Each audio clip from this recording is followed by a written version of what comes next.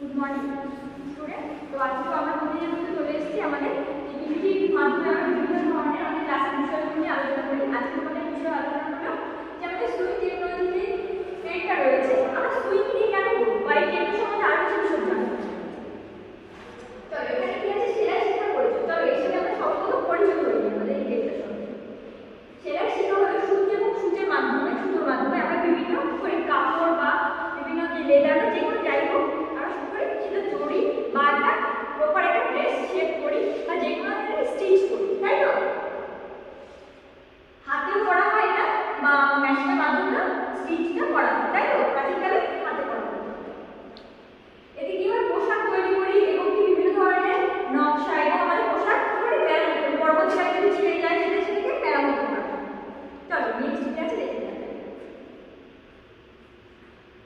তো এইটারে যে ঐতিহাসিক এবং সংস্কৃতির সাথে কত গুরুত্বপূর্ণ আমাদের এই ট্রেডটা সেটা সেলাই একটি প্রাচীন শিল্প, অর্থাৎ কি সেলাই একটা খুব প্রাচীন একটি শিল্প, যেটা না আমাদের সৃষ্টির আদি কাল থেকে মানুষ যখন সভ্যতার সঙ্গে যুক্ত হয়েছে তখন থেকে আমরা এই সেলাই রয়েছে, ঠিক আছে? মানব সভ্যতার শুরুর কাল থেকে রয়েছে এই প্রচলন।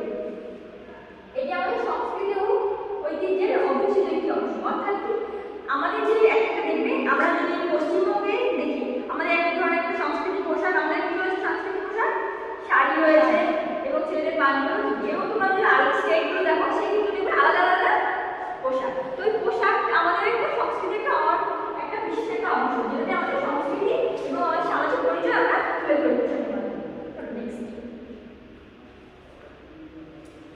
চলো এবার আছে শিল্পের ও সেলাইয়ের উন্নয়ন।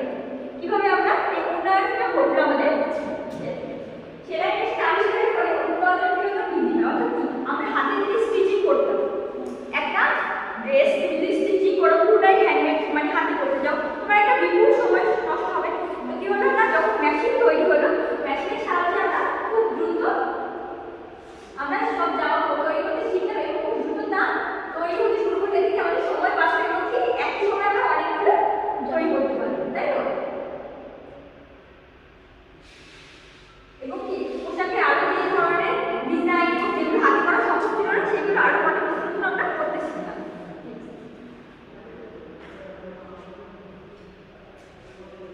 এবং কি বিভিন্ন ধরনের মেশিন দ্বারা কি করছে না, আধুনিক বিভিন্ন ধরনের পোশাক যেগুলো রয়েছে সেগুলো তৈরি করছে কি হচ্ছে নতুন নতুন প্রযুক্তির সাহায্যে এবং এবং নতুন নতুন আমরা যেরকম করি যে একটা আজকে নতুন একটা পোশাক ট্রেন্ডে থাকছে, তো কালকে একটা অন্য পোশাক ট্রেন্ডে, তাই তো? আমরা কি রেগুলারলি একরকম পোশাক পরি না, আমরা নতুন নতুন ফ্যাশন ডিজাইনার নতুন নতুন পোশাক বের করছে, নতুন নতুন কাস্টমাইজ করছে, আমরা নতুন নতুন করছি, প্রতিনিয়ত আমরা ফ্যাশন চেঞ্জ হচ্ছে, আমরা প্রতিনিয়ত আপডেট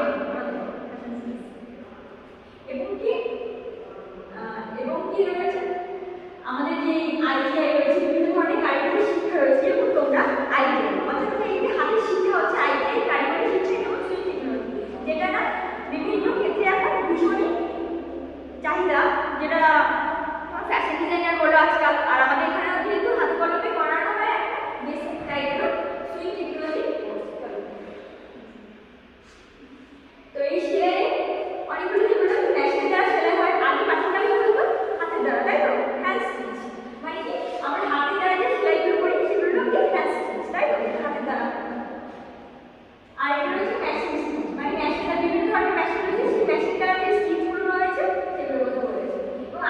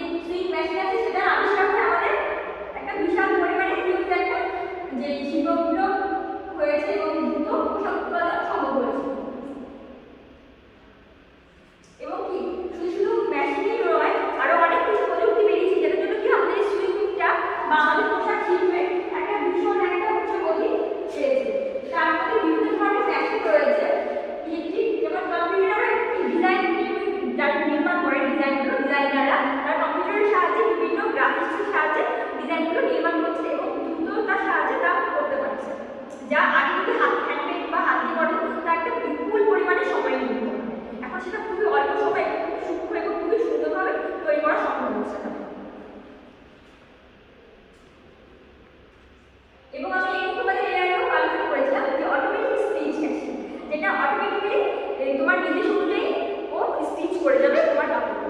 এটা খুবই দ্রুততার সঙ্গে এবং যেটা মানে খুবই নিয়মিতভাবে কাজ করে। ঠিক আছে, চলো আমরা যারা সুইচ টেকনোলজি নিয়ে পড়ছি আজকে সেটা নিয়ে একটু কথা বলবো।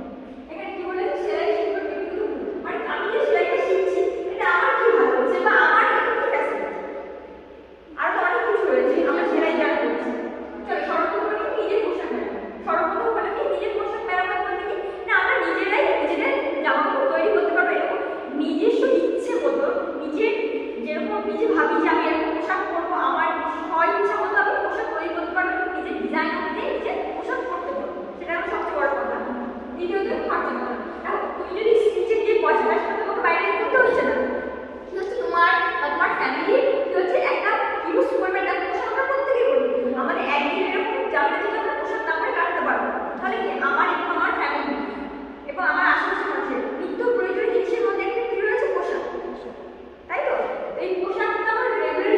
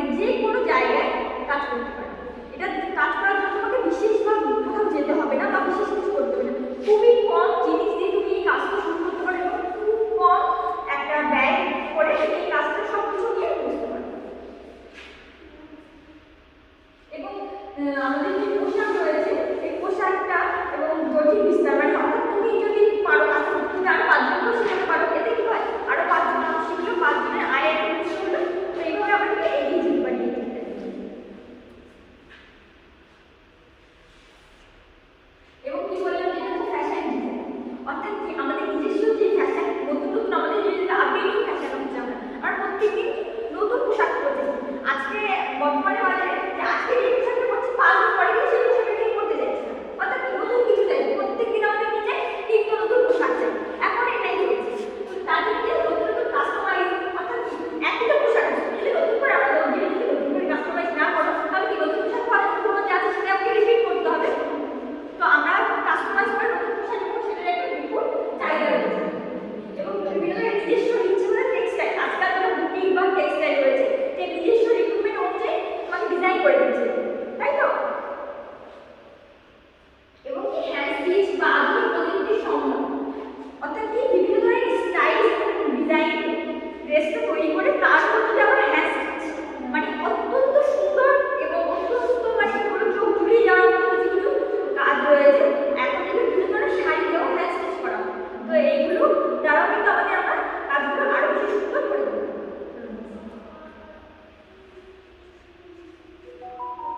সেলাই শেখা শুধুমাত্র কি বলতো একটা কাজ আমার মনে হয়, এটা যেটা বললাম যে আমাদের মানসিক প্রস্তুতি দেয় এবং এটি একটি দক্ষতা দেয়, যে কোনো জায়গায় গিয়ে তুমি তোমার কাজ লাগবে। এটা শুধু এরকম কাজ নয় যে আজকাল তুমি করছো বা পরে পারবে না বা পরে ভুলে যাবে। এটি একটি এরকম দক্ষতা, তুমি আজ শিখলে বহু বছর ধরে এই কাজটা করে যেতে পারবে এবং এই কাজটা অন্যভাবে শেখাতে পারবে। এবং যেটা সৃজনশীলতা, যেটা বললাম তোমাদের, এবং আত্মনির্ভরশীল এবং আয় উৎস, বিশেষ করে মহিলাদের ক্ষেত্রে আমার মনে হয় এটা একটা খুবই ভালো লাগে। এবং কি আমাদের যে অর্থনৈতিক ব্যবস্থা রয়েছে, উৎপাদন এবং অর্থনৈতিক ব্যবস্থার সঙ্গে এটা কিন্তু অদ্ভুতভাবে জড়িত রয়েছে। যেহেতু আমাদের বাড়ির পুরুষদের সঙ্গে মহিলারা যদি কাজ করে একইভাবে, তাহলে কি আমাদের অর্থনৈতিক ব্যবস্থা আস্তে আস্তে ভালো হবে তো? দেশের বলো, আমাদের সমাজের বলো, বা আমাদের প্রত্যেকটা পরিবারের আয়ের উৎস যদি বাড়ির মহিলা থেকে পুরুষ প্রত্যেকেই করে, তাহলে কি হবে? আয়টা ভালো হবে, আরো অগ্রগতির দিকে যাবে, আমাদের অর্থনৈতিক ব্যবস্থা আরো ভালো হবে।